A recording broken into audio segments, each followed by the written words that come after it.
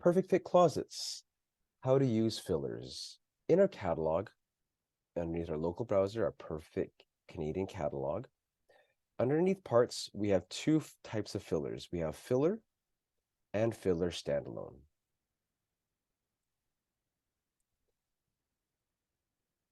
In this example, we have two types of modules. We have a tall module on the left and a wall module on the right.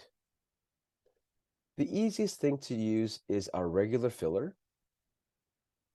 Whenever we have a variance between module and adjacent wall, or in between modules, and we want to add a variance to make it easier for our installers, we can use a regular filler. I can left-click filler, drag it into the elevation view. As soon as I see my magnet, I'm going to let go of my mouse, and I've got my filler. The filler will attach it to the nearest available vertical, depicted in orange. I can move it ever so slightly and connect it to the left side or the right side. I can go to my wall module and the same thing here. I can drag it right here to my farthest left. I've got a 1-inch variance to the left of my tall module. I'm going to left click and drop it in, and I have a collision. On my top view, you may notice that I have a 1-inch variance, and here is my filler. We purposely made a collision so that my installer on site can scribe the filler using a table saw and cutting it and scribing it according to the actual fitting. All fillers, we right-click on the properties and left-click on attributes.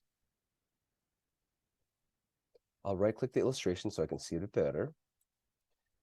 In my general tab, all the fillers are all going to be 3 inches long or wide. Heights will always vary. If my module is only 47 inches, my filler is only going to be 47 inches. Because the module in question is 83 15/16, this filler is going to be exactly 83 15/16, but again, we're always going to have it at 3 inches wide. In my variables, it's the exact same depiction. The location, depth, the width of the actual filler itself, and everything's grayed out. We can also use a regular filler, drag it in, let go of my mouse when I see my magnet, and we could also drop it into the right of the wall module. Right now, there is no collision because on the right-hand side, I have no adjacent wall and there's no current collision. If I right-click on the actual filler itself and go into attributes,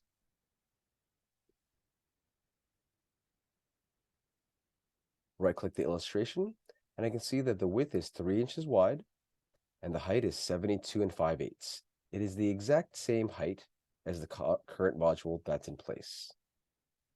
Fillers are great, especially when you have a lot of drywall that's bowed and you want to scribe it as best as you can on site. The next type of filler to use is filler standalone. We have a lot of dealers who have very specific needs, and maybe their client has very specific walls or a different type of configuration. You can always drag and drop a filler standalone into your drawing.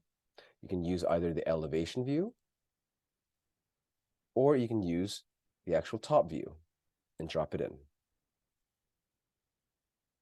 Whenever I'm dragging and dropping a filler standalone, I'll drag my filler. Once I see my magnet, oh, I apologize, filler standalone, left click, drag into my elevation. I'm going to drop it and left click once. Once I've left clicked it once, I can now resize my filler to a maximum of 10 inches wide. I can use the placement zone and indicate how wide I'd like it to be. For example, if I wanted 6 inches wide, hit enter. I now have a 6-inch wide by 83 15/16 filler. Another way to actually resize the filler once you've dragged and dropped is I can right click on the filler, and underneath the filling properties and underneath attributes, I can right click the illustration And left click on variables. In the variables tab, I can certainly resize the height. And I could also resize the width. I can resize it to a 1/16 of an inch or use whole numbers.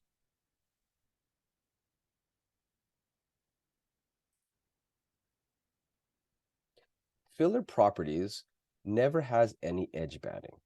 To check on edge banding locations, we can right-click the filler,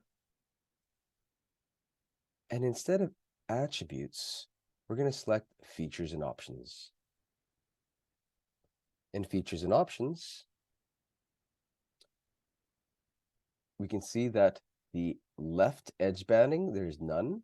Right edge banding, there is none. But there is edge banding at the very top and at the very bottom. So this filler right here, that's highlighted green, there's going to be edge banding at the very top and at the very bottom. This is great so that we don't have a raw product. We have edge banding at the top and the bottom so that it's exactly the same and can be symmetrical with your current verticals. All verticals that we carry will always have edge banding at the very top, bottom, and the front.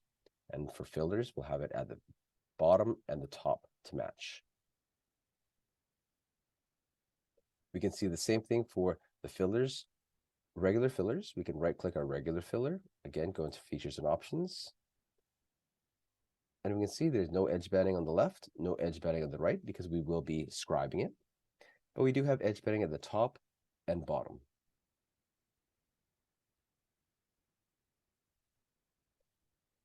You can use fillers for any type of piece that you'd like.